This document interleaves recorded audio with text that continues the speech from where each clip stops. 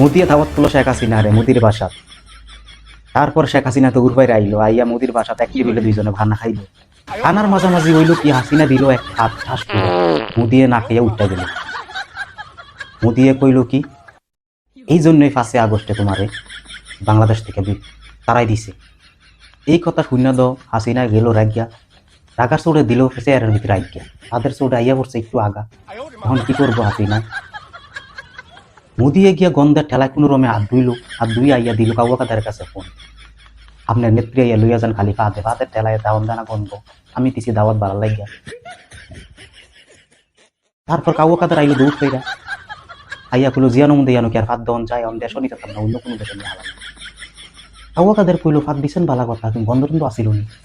হাসিনাই কইলো একটু একটু গন্ধ আসিল। মোদি কয় কি যে ফাদের এমন গন্ধ, এই গন্ধ আমি জীবনে বুঝি না, গন্ধ তো ওই বই।